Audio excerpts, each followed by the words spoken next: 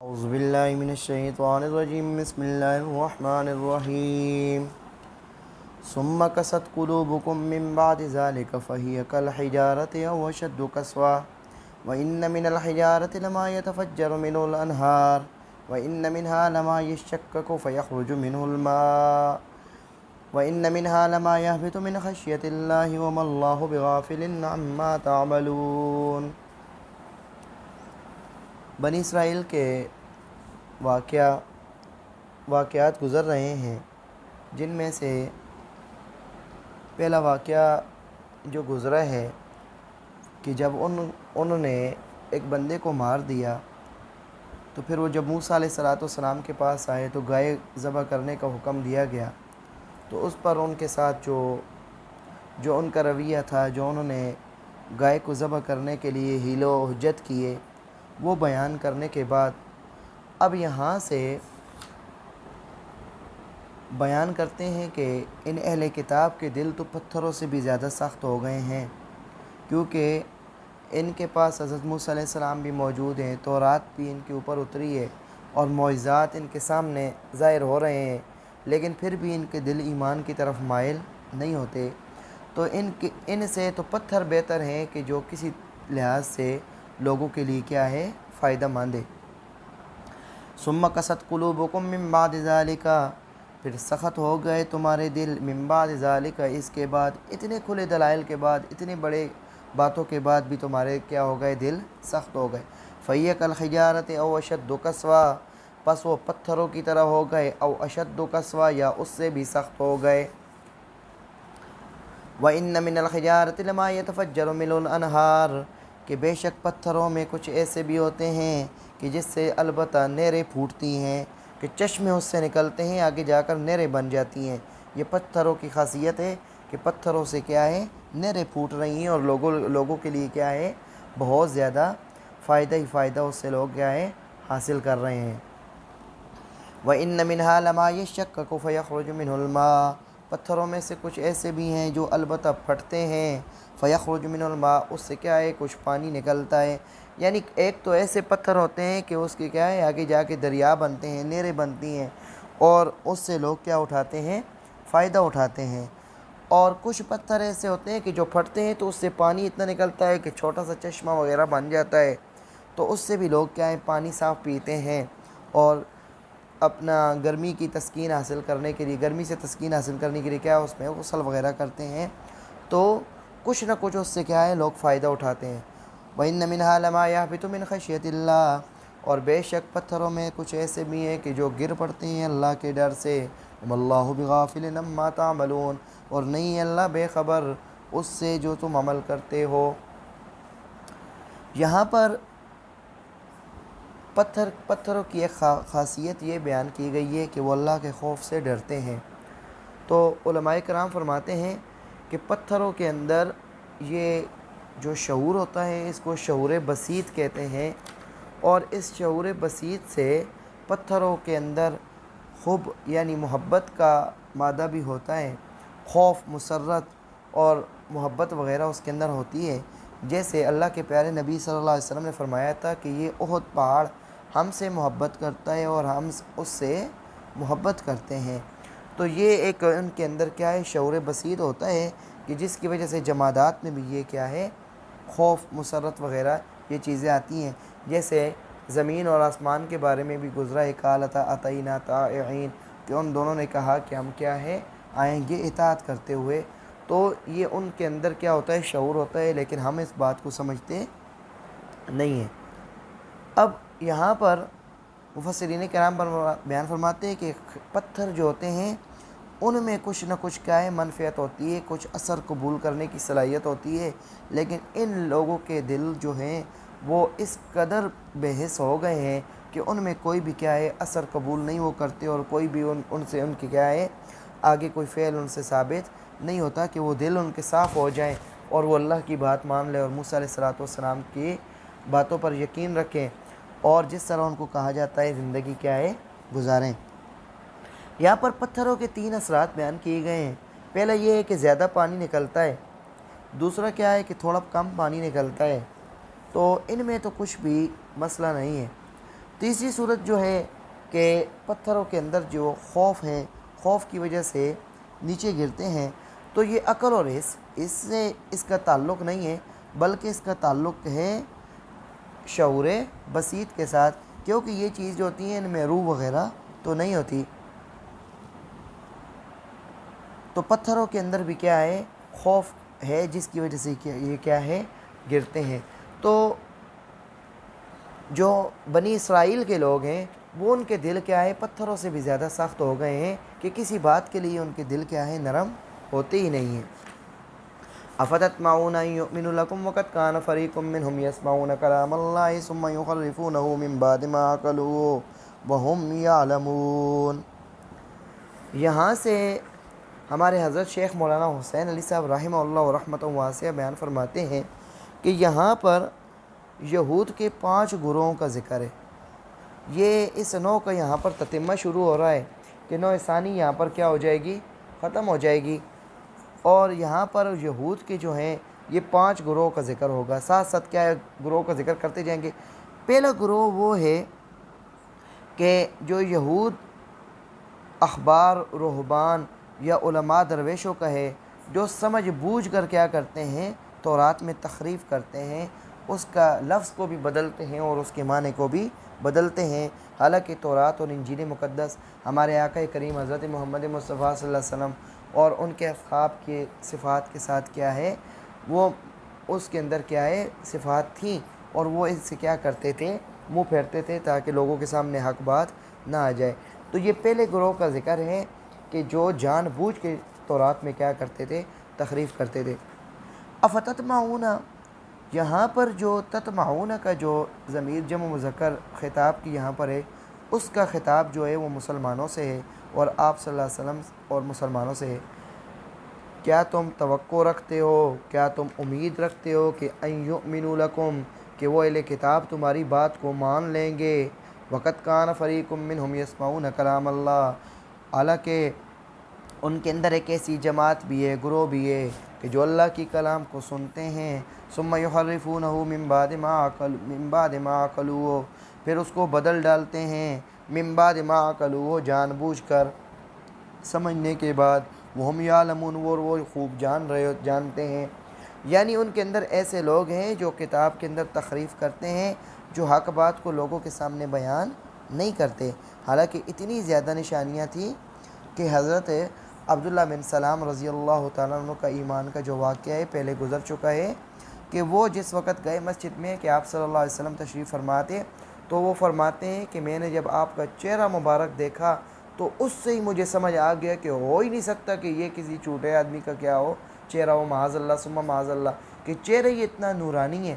اتنا پیارا چہرہ ہے کہ وہ دیکھ کے ہی سمجھ آ سکتی ہے کہ یہ نور جو ہے یہ سچے آدمی کو کیا ہے، اللہ تعالیٰ عطا فرماتے ہیں۔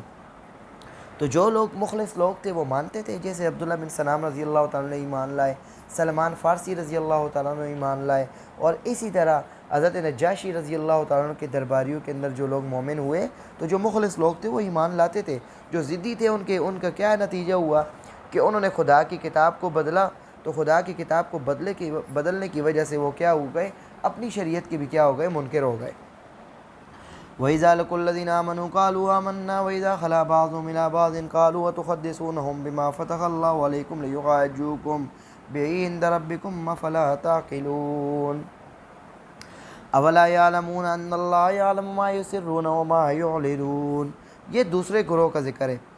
دوسرا گروہ ان کے اندر منافقین یہود کا تھا، جو مسلمانوں کے ساتھ ملتے تھے تو کچھ باتیں کرتے تھے، جب اپنے یہودیوں کے پاس جاتے تھے تو کچھ باتیں کرتے تھے۔ اب وہ جو باتیں کرتے وہ یہاں پر ذکر ہے۔ وَإِذَا لَقُوا الَّذِينَ آمَنُوا قَالُوا آمَنَّا، اور جب وہ ملاقات کرتے تھے ایمان والوں سے، مسلمانوں سے، تو کہتے تھے ہم ایمان رکھتے ہیں۔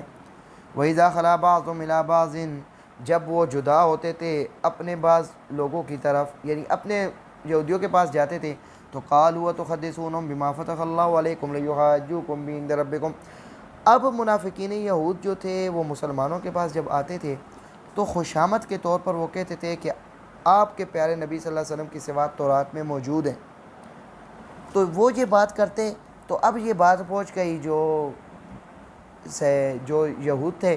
جو منافق نہیں تھے، اپنے مذہب کے اوپر کیا ہے قائم تھے، یہودی تھے، ان کے پاس جب بات پہنچی تو یہ ان سے جب ملنے کے لیے گئے تو انہوں نے ان کے اوپر یہ شکایت کی اور گلہ کیا، جس کو قرآن مقدس نے مسلمانوں پر کیا کیا، ظاہر کیا۔ قالوا اتحدثونہم بما فتح اللہ علیکم لیحاجوکم بہ عند ربکم،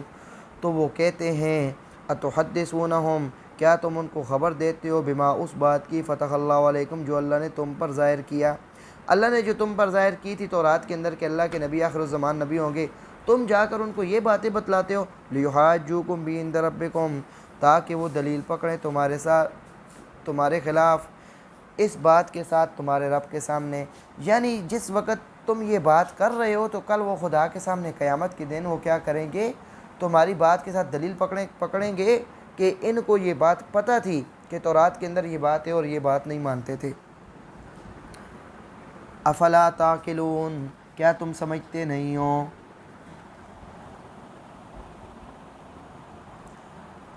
اس کے بارے میں تفسیر روح المعانی کے اندر یہ عبارت لکھی ہوئی ہے، اَیْ تُخْبِرُونَ الْمُؤْمِنِينَ بِمَا بَيَّنَهُ اللَّهُ تَعَالَى لَكُمْ خَاصَّةً مِنْ نَعْتِ نَبِيِّهِ محمد صلی اللہ علیہ وآلہ وسلم، کہ وہ جو یہود تھے، منافقین یہود کو کہتے تھے کہ تم ایمان والوں کو اس بات کی خبر دیتے ہو کہ جو اللہ نے تمہارے اوپر ظاہر کیا تھا، خاص طور پر محمد مصطفیٰ صلی اللہ علیہ وسلم کی صفات کے بارے میں، لیحاجوکم بہ عند ربکم، یعنی قیامت کے دن اللہ کے سامنے تمہارے ان اقراروں سے تم پر احتجاج کریں گے، اس لیے تم عقل سے کام لو اور اس معاملے میں احتیاط برتو۔ اب وہ یہ بات کہہ دیتے تھے تو اللہ تعالیٰ نے وحی کے ذریعے اپنے پیارے نبی صلی اللہ علیہ وسلم کو بتا دیا، اولا یعلمون ان اللہ یعلم ما یسرون وما یعلنون، وہ کتاب والے تھے، موسیٰ علیہ السلام کی شریعت کو ماننے والے تھے، اب ان کو یہ خبر نہیں تھی کہ اولا یعلمون، کیا وہ بے خبر تھے، کیا وہ جانتے نہیں تھے کہ بے شک اللہ تعالیٰ جانتے ہیں، ما یسرون، جو وہ چھپاتے ہیں، وما یعلنون، اور وہ جو ظاہر کرتے ہیں۔ جب ان کے دل میں اگر اس بات کا استحضار ہوتا کہ ہمارا رب ہماری چھپی ہوئی باتوں کو بھی جانتا ہے، ہمارے سامنے کی باتوں کو بھی جانتا ہے، تو وہ کبھی بھی اس شریعت کا انکار نہ کرتے۔ تو بندے میں، ایک مومن کے اندر یہ استحضار ہونا چاہیے کہ میرا رب میری چھپی ہوئی باتوں کو بھی جانتا ہے اور میری سامنے کی باتوں کو بھی جانتا ہے، تاکہ جب رب اور دین کا معاملہ آ جائے تو وہ کیا ہو جائے، بالکل سچی سچی باتیں کرے، کوئی بھی اس کے اندر کیا ہے وہ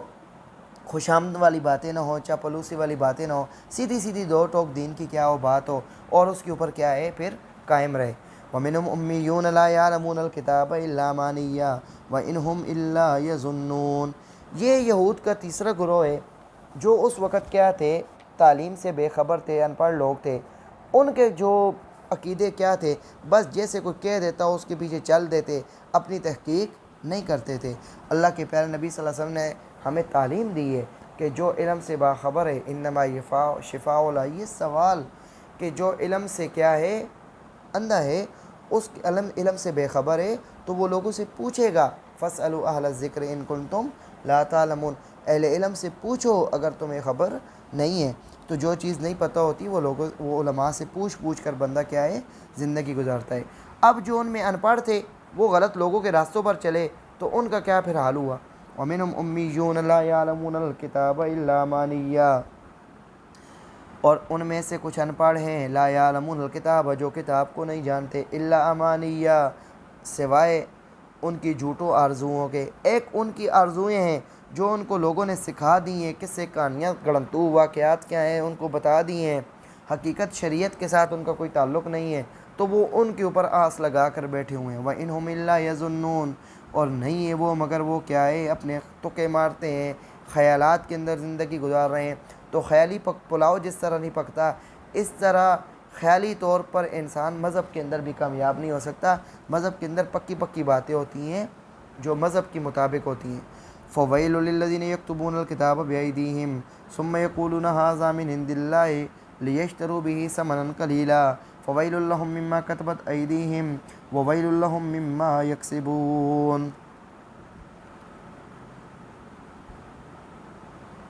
یہاں سے اہل کتاب کا یہ چوتھا گروہ ہے جو علماء یہود کا تھا، جو تحریری طور پر تورات میں تحریف کرتا تھا، تو ان کے بارے میں جو وعید آئی ہے وہ یہ ہے، فَوَيْلٌ لِّلَّذِينَ يَكْتُبُونَ الْكِتَابَ بِأَيْدِيهِمْ، پس ہلاکت ہے ان لوگوں کے لیے جو لکھتے ہیں کتاب کو اپنے ہاتھوں سے لکھی ہوئی یہ بات ہے۔ شریعت جو اتری ہے حضرت موسیٰ علیہ السلام کے کو اللہ تعالیٰ نے شریعت دی ہے، تو اب انہوں نے اس کتاب کے اندر اپنے ہاتھوں سے لکھائی شروع کر دی۔ ثم یقولون ھذا من عند اللہ، پھر وہ کہتے ہیں کہ یہ تو اللہ کی طرف سے، اوپر سے اللہ کے اوپر کیا ہے جھوٹ باندھتے ہیں۔ لیشتروا بہ ثمنا قلیلا، اور ان کے اغراض کیا ہوتے تھے؟ تاکہ وہ لیویں اس کے بدلے میں تھوڑا سا مول۔ دنیا کیا ہے پوری شریعت کے مقابلے میں، جنت کے مقابلے میں، آخرت کے مقابلے میں کچھ بھی نہیں ہے، تھوڑے سے دنوں کا یہ کیا ہے مسافر خانہ ہے کہ اپنی کمائی ہوئی چیز اپنی جیب میں پڑی ہوتی ہے، اپنے گھر میں ساری چیزیں اپنی کمائی ہوئی پڑی ہوتی ہیں، اور جس وقت رخصتی کا وقت آ جاتا ہے تو سب کچھ چھوڑ کے وہ کیا ہے وہ اپنے غریب خانے کے اندر کیا ہے وہ چلا جاتا ہے۔ تو یہ کتنے کے دنوں کی بندے کی حکومت ہے، تو یہ اس کے بدلے میں کیا ہے شریعت کو بدلاتے تھے، تو یہ کچھ بھی نہیں ہے، شریعت پر چلتے تو ان کو بہت کچھ ملتا۔ فویل لہم مما کتبت ایدیہم، اب دیکھیں ایک دفعہ پہلے فویل للذین یکتبون الکتاب بایدیہم کہ شریعت کو بدلانے والوں کے لیے ہلاکت ہے، پھر دوبارہ آیا فویل لہم مما کتبت ایدیہم، سو ہلاکت ہے ان کے لیے اپنے ہاتھوں سے لکھے سے، جو انہوں نے اپنے ہاتھوں سے لکھا ہے نا ان کے لیے پھر ایک دفعہ ہلاکت ہے۔ وویل لہم مما یکسبون، اور ہلاکت ہے ان کے لیے اپنی اس کمائی سے، جو انہوں نے کمائی کی ہے نا منہ کالا کیا ہے اس کے اوپر بھی ان کو ہلاکت ہے، کہ شریعت کو چھوڑ کر اپنا کیا ہے گدی نشینی کو بچانے کے لیے، اپنے عہدوں کو بچانے کے لیے، اور اپنا کیا ہے پیری مریدی کو بچانے کے لیے انہوں نے کیا کیا ہے شریعت کو تبدیل کر دیا، تو اس کی وجہ سے ان کو نقصان ہی ہوگا اور کوئی فائدہ نہیں ہوگا۔ وَقَالُوا لَن تَمَسَّنَا النَّارُ إِلَّا أَيَّامًا مَّعْدُودَةً قُلِ اتَّخَذْتُم عِندَ اللَّهِ عَهْدًا فَلَن يُخْلِفَ اللَّهُ عَهْدَهُ أَمْ تَقُولُونَ عَلَى اللَّهِ مَا لَا تَعْلَمُونَ۔ یہ اہل کتاب کا یہود کا پانچواں گروہ ہے، یہ صاحبزادے تھے،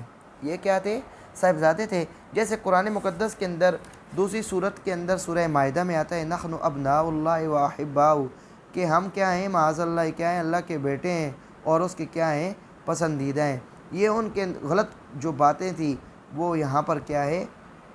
ان کی تردید کی گئی ہے۔ اب ان کا یہ خیال تھا جو صاحبزادوں کا تھا کہ ہم اگر آگ میں گئے بھی نا تو تھوڑے سے دنوں کے لیے جائیں گے، اور دوسری جگہ پر یہ کہتے تھے کہ جنت کے اندر سوائے یہودیوں اور عیسائیوں کے کوئی بھی نہیں جائے گا۔ تو یہ ان کی کیا ہے تردید ہے، یہاں پر کیا ہے مختصر واقعات ہیں، اور ان کے جو فاسد عقیدے تھے ان کی ساتھ ساتھ کیا ہے تردید ہو رہی ہے۔ وقالوا، اور کہنے لگے لن تمسنا النار الا ایاما معدودا، کہ ہرگز نہیں ہمیں چھوئے گی آگ مگر چند گنے ہوئے دن۔ قل اتخذتم عند اللہ عہدا، یہ اس کا جواب ہے، کہہ دے نبی کیا تم لے چکے اللہ سے اس بات کا اقرار، تمہارے پاس اللہ کی طرف سے کوئی اس کے اوپر دلیل ہے کہ اپنے دعوے پر دلیل دو کہ تمہیں آگ چند ایک دن ملے گی پھر بعد میں تم کیا ہے آگ سے نکال لیے جاؤ گے، اس کے اوپر دلیل لاؤ۔ دلیل ہوئی تو بے شک فلن یخلف اللہ وعدہ، اللہ تو اپنے وعدوں کے خلاف نہیں کرتا ہے، تمہارے پاس عہد ہے تو لے کر آؤ۔ اب جس نے بھی اللہ سے عہد کیا ہے توحید کا، تو اللہ تعالیٰ اپنے وعدے کا خلاف نہیں کرے گا کہ اس کو آگ کبھی بھی نہیں چھوئے گی انشاءاللہ۔ ام تقولون علی اللہ ما لا تعلمون، کیا تم گھڑتے ہو اللہ پر ایسی باتیں جو تم جانتے نہیں ہو۔ بلا من کسب سیئۃ واحاطت بہ خطیئتہ، بلا اب ماقبل سے اضراب ہے، جو ان کا یہ عقیدہ ہے نا کہ آگ کے اندر وہ تھوڑے سے دنوں کے لیے رہیں گے، اس سے اضراب ہے۔ بھلا کیوں نہیں من کسب سیئۃ، جس نے بھی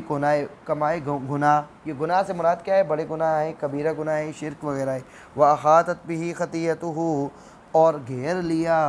اس کے گناہوں نے اس کو، یعنی اس کے اتنے گناہ تھے کہ اس کے سارا عمل نامہ اس کے اندر گھر گیا۔ فَأُولَٰئِکَ أَصْحَابُ النَّارِ، بس یہی لوگ ہیں جو دوزخ میں رہنے والے ہیں، ہم فیہا خالدون، وہ اسی میں ہمیشہ رہیں گے۔ یہاں پر جب گناہ گار لوگوں کا ذکر آیا تو فَأُولَٰئِکَ أَصْحَابُ النَّارِ، فا کا ذکر کیا۔ یہ فا جو ہوتی ہے نا اس کے ما بعد کا ماقبل پر ترتب ہوتا ہے، ما بعد کا ماقبل پر ترتب ہوتا ہے، یعنی ما بعد پہلے چیز کے کیا ہے بدلہ ہے، تو یہ گناہوں کا بدلہ کیا ہے وہ آگ ہے۔ ہم فیہا خالدون، اس میں ہمیشہ رہیں گے۔ والذین آمنوا وعملوا الصالحات، اور وہ لوگ جو ایمان لائے اور عمل کی ان لوگوں نے اچھے، ایمان کے ساتھ اعمال ضروری ہیں۔ اب ایمان لا کر بیٹھ جانا، نہ نماز پڑھنا، نہ روزے رکھنا، نہ حج کرنا، نہ زکوٰۃ دینا، نہ والدین کی خدمت کرنا، نہ ایسے ہی اپنا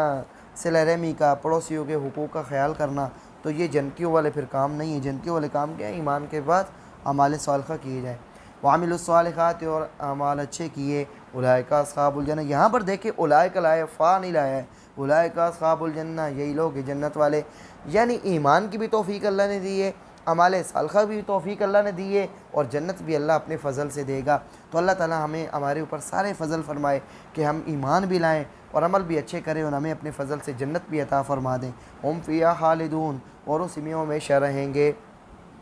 اللہ تعالیٰ عمل کرنے کی توفیق عطا فرمائے، اور اہل کتاب جو یہودیوں کے اندر جو خرابیاں تھیں ان سے اللہ تعالیٰ میں بچنے کی توفیق عطا فرمائے۔ وآخر دعوانا الحمد للہ رب العالمین۔